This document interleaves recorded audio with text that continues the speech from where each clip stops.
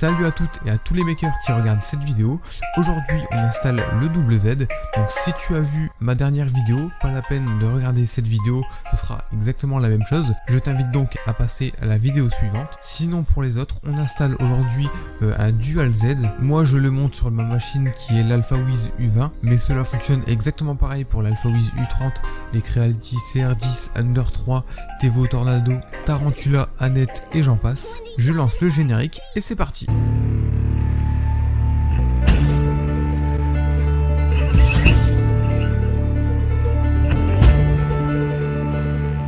Maintenant nous allons pouvoir commencer le montage de notre double Z et je tiens à remercier Alexandre sur le groupe AlphaWiz U20 qui m'a envoyé ce kit lorsque sa boutique 3D Spare était encore ouverte et je pense qu'il sera très content d'apprendre que j'ouvre enfin son colis. Dans ce kit double Z, on retrouve un sachet avec tout un tas de pièces. On y retrouve donc une pièce qui sert à guider la tige filetée sur la hauteur. Également la pièce principale qui sert à guider la tige filetée sur toute la longueur, toute la hauteur de l'imprimante. Une autre pièce, mais je ne sais pas à quoi elle sert là tout de suite, on verra ça un peu plus tard.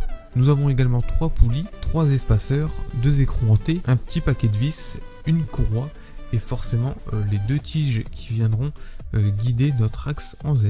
Pour le montage, vous n'aurez pas besoin de beaucoup d'outils. Seule la clé plate fera l'affaire ainsi qu'un jeu de clé Allen complet. On va enfin pouvoir débuter le montage.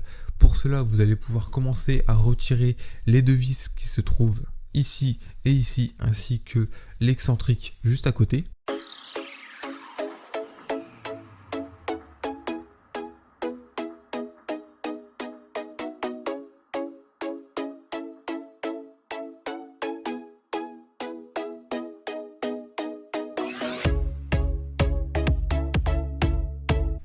Vous pouvez également démonter la petite vis qui se trouve juste à côté de l'excentrique. Maintenant, retirez les 4 vis qui tiennent le profilé en aluminium du haut. Puis la pièce qui vient guider votre tige filetée sur la hauteur.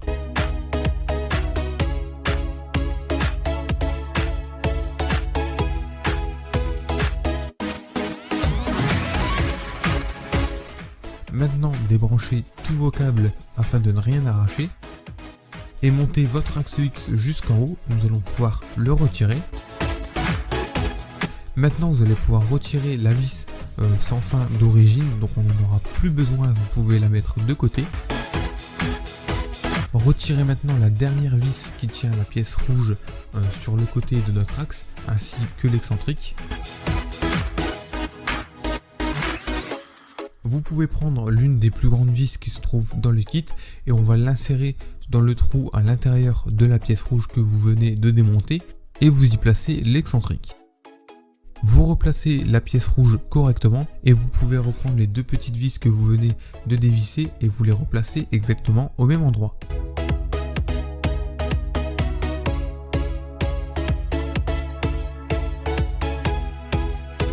Ensuite, vous allez pouvoir prendre l'une des 2 tiges filetées qui se trouvent dans le kit et l'insérer dans votre coupleur. Et juste après, vous allez pouvoir replacer votre axe X. Faites attention à ne pas trop forcer sur le moteur puisque le moteur envoie du courant vers la carte mère.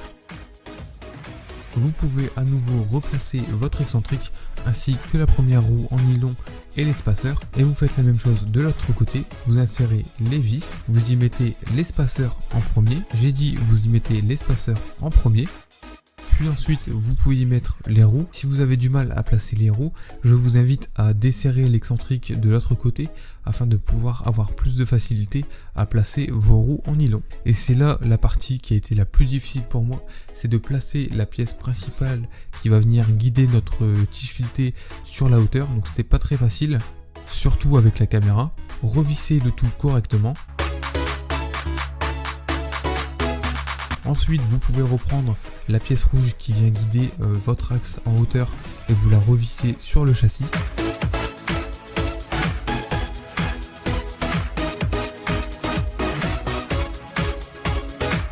Refixez ensuite le profilé en aluminium du haut.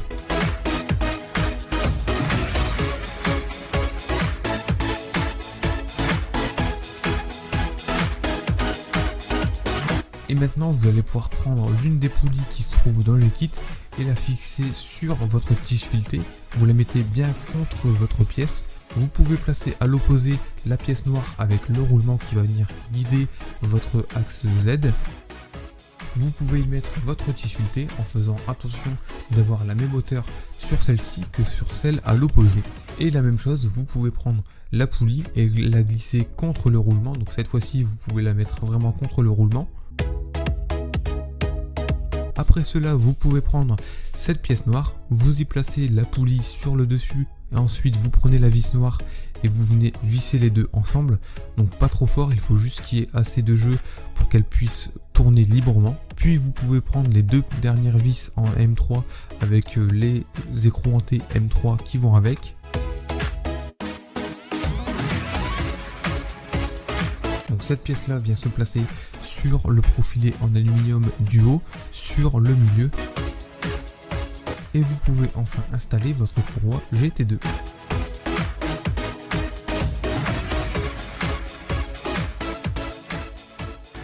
Je vous mets bien sûr le kit double Z dans la description de la vidéo avec un lien Amazon et un lien AliExpress pour ceux qui sont moins pressés.